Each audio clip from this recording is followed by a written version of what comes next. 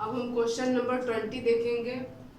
ये है क्वेश्चन है प्लाज्मा मेम्ब्रेन इज, ऑप्शन में दिया है selectively permeable, permeable, impermeable, super permeable. तो परमिएबल मीन्स क्या होता है कि कोई भी मेम्ब्रेन अपने थ्रू जितने भी सबस्टेंस हो सबको एक्सिट और एंट्री के लिए अलाउ करे। सिलेक्टिवली परमिएबल का अर्थ होता है केवल सिलेक्टिव सबस्टेंस को अपने थ्रू अलाउ करे, सिलेक्टिव सबस्टेंस को अपने थ्रू अलाउ करे। तो प्लाज्मा मेम्ब्रेन हर सबस्टेंस या मटेरियल को नहीं, केवल सेलेक्टिव को ही अपने थ्रू पास होने देती है। तो इसमें सही ऑप्शन होगा सेलेक्टिवली परमिएबल। अगला क्वेश्चन है amphipathic molecule in plasma membrane. तो एम्फीपैथिक क्या होता है? एम्फीपैथिक मतलब ऐसा मॉलिक्यूल जिसमें हाइड्रोफिलिक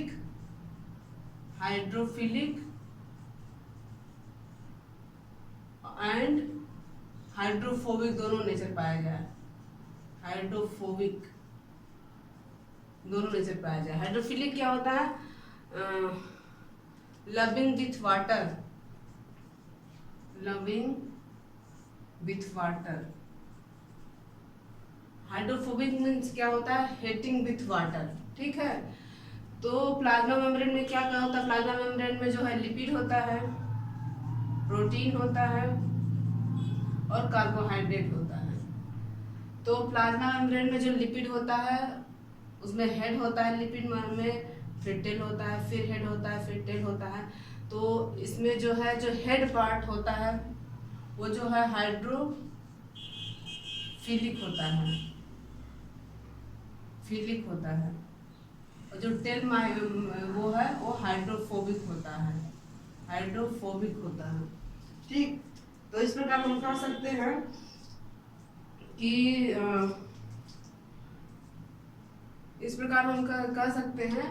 कि प्लाज्मा मेम्ब्रेन में जो लिपिड या फास्फोलिपिड जो है वो एम्फीपैथिक मॉलिक्यूल है। Hydrophilic means water loving, hydrophobic means fearing with water या हेटिंग विथ वाटर। ठीक। क्योंकि इसमें हाइड्रोफिलिक हेड पाया जाता है, ये हेड पार्ट होता है लिपिड का, ये हेड होता है और ये होता है टेल। तो प्लाज्मा मेम्ब्रेन जो क्या होता है उसमें जो लिपिड होता है वो एम्फीपैथिक मॉलिक्यूल होता है, क्योंकि इसमें हाइड्रोफिलिक हेड और हाइड्रोफोबिक जो है टेल पाया जाता है। तो ऑप्शन में क्या क्या दिया है? Protein, carbohydrate, phospholipid, all of the above. तो लिपिड जो है वो एम्फीपैथिक मॉलिक्यूल होता है, लेकिन लिपिड में सबसे ज्यादा मॉलिक्यूल कौन पाया जाता है? फास्फोलिपिड। तो इसमें ऑप्शन होगा फास्फोलिपिड। अब क्वेश्चन नंबर 22 देखते हैं। The average thickness of plasma membrane is. तो एवरेज थिकनेस प्लाज्मा मेम्ब्रेन की कितनी होती है? तो इसको याद करना पड़ेगा। एवरेज थिकनेस जो है 70 to 100 एंगस्ट्रॉम होती है। इसको जो है यूनिट मेम्ब्रेन मॉडल जो है रॉबर्टसन दिए थे। तो रॉबर्टसन ने कहा था कि बाहर जो है ये प्रोटीन का लेयर होता है, फिर ये लिपिड का लेयर यहाँ बताते हैं, ये प्रोटीन का लेयरिंग है, ये प्रोटीन का लेयर है। ठीक। फिर यहाँ लिपिड मॉलिक्यूल रहता है, ये लिपिड मॉलिक्यूल रहता है, फिर इधर भी लिपिड मॉलिक्यूल, ठीक, और इधर भी प्रोटीन मॉलिक्यूल। इसे हम लोग की थिकनेस याद करने में एक ट्रिक बन जाएगा। तो जो प्रोटीन लेयर है वो 20 एंगस्ट्रॉम ईच होता है, 20 एंगस्ट्रॉम ईच, ये भी 20 एंगस्ट्रॉम हो गया। और जो लिपिड की लेयर है 35 एंगस्ट्रॉम। तो कितना हो गया? एवरेज जो थिकनेस है 75 एंगस्ट्रॉम हो गया। तो हम इसको कह सकते हैं कि प्लाज्मा मेम्ब्रेन की जो थिकनेस है, एवरेज थिकनेस 75 to 100 एंगस्ट्रॉम होती है। यूनिट मेम्ब्रेन क्वेश्चन नंबर 23 देखते हैं। Unit membrane model of plasma membrane was proposed by. तो इसका आंसर है J.D. रॉबर्टसन। याद ही करना पड़ेगा इसको, इसका J.D. रॉबर्टसन। और यही था यूनिट मेम्ब्रेन मॉडल जो है प्रोटीन की 2 लेयर थी और उसमें लिपिड की 2 लेयर थी, जबकि सिंगल और निकोलसन मॉडल में प्रोटीन की लेयरिंग नहीं थी, कुछ अंदर थे इंट्रिंसिक, कुछ ऊपर थे एक्सट्रिंसिक थे। तो इसमें हो गया unit membrane model was proposed by, तो रॉबर्टसन हो गया। फिर अगला क्वेश्चन है 24 number question, term plasma membrane was used by, term plasmodesmata was used by. तो पहले ही हमने बता दिया था प्लाज्मोडेस्माटा टर्म जो है स्ट्रासबर्गर ने यूज किया था, स्ट्रासबर्गर ने यूज किया था। किस ईयर में? 1991 में किया था। और ये क्या होता है? कनेक्टिंग जो है सेल, 2 सेल के बीच जो है ट्यूब्यूलर मेम्ब्रेनस स्ट्रक्चर होता है, ट्यूब्यूलर मेम्ब्रेनस स्ट्रक्चर, जो रिस्पांसिबल होता है किस लिए? प्लाज्मोडेस्माटा रिस्पांसिबल होता है कंटिन्यूटी ऑफ साइटोप्लाज्म, यानी 2 सेल के बीच जो है ये प्रोटोप्लाज्मिक कनेक्शन होता है। तो इसमें कौन सा ऑप्शन होगा? Term plasmodesmata was used by, तो आंसर क्या है? ल्यूवेनहॉक दिया है, नहीं। टी-डुबे दिया, ये भी नहीं होगा। तीसरा है स्ट्रासबर्गर, तो स्ट्रासबर्गर हो जाएगा। इसके बाद जो है क्वेश्चन है primary cell wall form by. तो प्राइमरी सेल वॉल के फॉर्मेशन के लिए 2 थ्योरी दी गई थी, हमने आपको बताया था, एक इंटरसेप्शन थ्योरी और एक अपोजिशन थ्योरी। तो इंटरसेप्शन थ्योरी में क्या था? इसमें फाइन ग्रेन जो है cell wall material fine grain के रूप में डिपॉजिट हो रहे थे, उसमें स्ट्रेचिंग हो रही थी और फिर सेल वॉल का फॉर्मेशन हो रहा था। तो जो ये है इंटरसेप्शन थ्योरी जो है, इंटरसेप्शन थ्योरी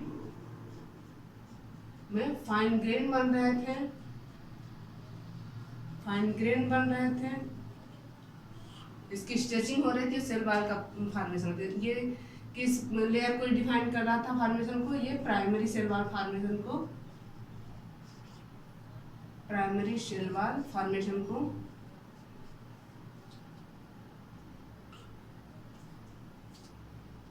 एक्सप्लेन कर रहा था, प्राइमरी सेल वॉल फॉर्मेशन, ठीक। Interception theory primary cell wall, और अपोजिशन थ्योरी जो क्या है, वो जो है सेकेंडरी सेल वॉल फॉर्मेशन को एक्सप्लेन कर रहा था। जिसमें ऑप्शन देखेंगे primary cell wall form by, first number option है इंटरसेप्शन, सेकंड है अपोजिशन, थर्ड है इंटरसेप्शन एंड लिग्निफिकेशन, और फोर्थ है मिनरलाइजेशन। तो इसका ऑप्शन कौन सा सही है? इंटरसेप्शन थ्योरी, ठीक। अब अगला क्वेश्चन है क्वेश्चन नंबर 26 जो है वो है cell wall held together by calcium pectate layer, और उस लेयर को क्या कहते हैं? Layer called primary cell wall, secondary cell wall, middle laminar, tertiary cell wall. इसको हम कई बार बता चुके हैं कि 2 सेल जो है एक दूसरे 2 सेल के बीच में एक कॉमन लेयरिंग होती है जिसको हम मिडिल लैमिना कहते हैं, जो कैल्शियम और मैग्नीशियम पेक्टेट की बनी होती है। इसमें अमाउंट ऑफ कैल्शियम पेक्टेट जो है, कैल्शियम पेक्टेट का अमाउंट हमेशा ज़्यादा होता है मैग्नीशियम पेक्टेट से, तो इसमें हो जाएगा मिडिल लैमिना, ठीक। अगला क्वेश्चन है cell wall of prokaryote is made up of, option में है काइटिन। तो काइटिन सेल वॉल किसके होता है? काइटिन का सेल वॉल होता है फंगस में, फंगाई में होता है, ठीक। सेलुलोज सेल वॉल जो होता है, सेलुलोज सेल वॉल प्लांट में होता है, ग्लूकोसामिन का कोई मतलब नहीं है। और म्यूकोपेप्टाइड बैक्टीरिया में पाया जाता है, म्यूकोपेप्टाइड लेयर, म्यूकोपेप्टाइड इस बाहर रहता है बैक्टीरिया, जो कि एक प्रोकैरियोट है। हमने इसको बताया था म्यूकोपेप्टाइड जो है नैग और नैन से मिलकर बना होता है, नैग एंड नैन से बना होता है, ठीक। N acetyl glucosamine and N acetyl muramic acid, और काइटिन जो है वो नैग से बना होता है, एन एसिटिल ग्लूकोसामिन, ठीक। इसका ऑप्शन क्या होगा? म्यूकोपेप्टाइड। ये बैक्टीरिया होता है, बैक्टीरिया में बनाता है, बैक्टीरिया जो है प्रोकैरियोट होता है, इसका म्यूकोपेप्टाइड आंसर सही है। अब अगला 28 नंबर क्वेश्चन है Singer model of plasma membrane, Singer model of plasma membrane differ from Robertson model in, मतलब जो शेंगर का मॉडल था फ्लूइड मोज़ेक मॉडल। शेंगर का मॉडल क्या था? शेंगर का मॉडल था fluid mosaic model. Fluid mosaic model 1973 में दिए थे, जो मोस्ट एक्सेप्टेड था, मोस्ट एक्सेप्टेड थ्योरी थी प्लाज्मा मेम्ब्रेन की। और रॉबर्टसन जो है, सिंगर और निकोलसन ने दिया था इसको, और रॉबर्टसन जो है यूनिट मेम्ब्रेन मॉडल दिए थे, यूनिट मेम्ब्रेन मॉडल। ठीक, तो पूछ रहा है कि दोनों में डिफरेंस क्या था। तो फ्लूइड मोज़ेक मॉडल में क्या था, यहाँ देख लीजिए, डिफरेंस को समझ में आ जाएगा, हमेशा के लिए याद भी हो जाएगा।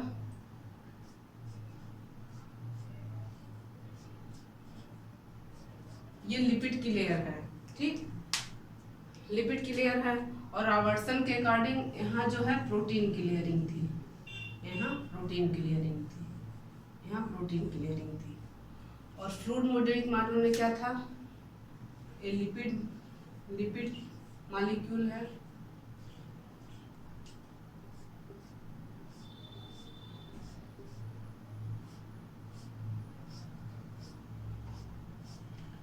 और प्रोटीन जो है कुछ इसके अंदर था, कुछ प्रोटीन अंदर थे, कुछ ऐसे बाहर लगे हुए थे। इनको इंट्रिंसिक प्रोटीन कहा गया और इसको एक्सट्रिंसिक प्रोटीन कहा गया। एक्सट्रिंसिक प्रोटीन जैसे परमिएज हो गया, ट्रांसलोकेज हो गया, ठीक। और इंट्रिंसिक प्रोटीन, ठीक, तो समझ में आ गया कि इन दोनों में, सेंगर और निकोलसन के मॉडल में और रॉबर्टसन के मॉडल में क्या डिफरेंस था। प्रोटीन के, इसमें प्रोटीन लेयरिंग के फॉर्म में था, इसमें लेयरिंग के फॉर्म में नहीं था।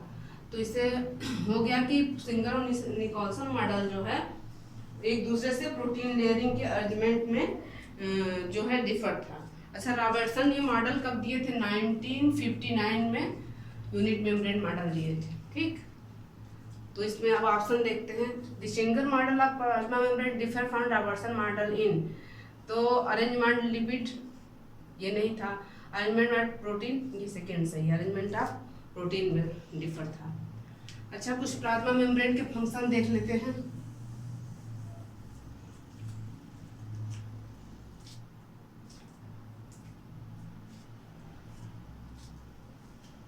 प्लाज्मा मेम्ब्रेन के फंक्शन देख लेते हैं, नहीं तो ठीक है, प्लाज्मा मेम्ब्रेन के फंक्शन अब देखेंगे हम।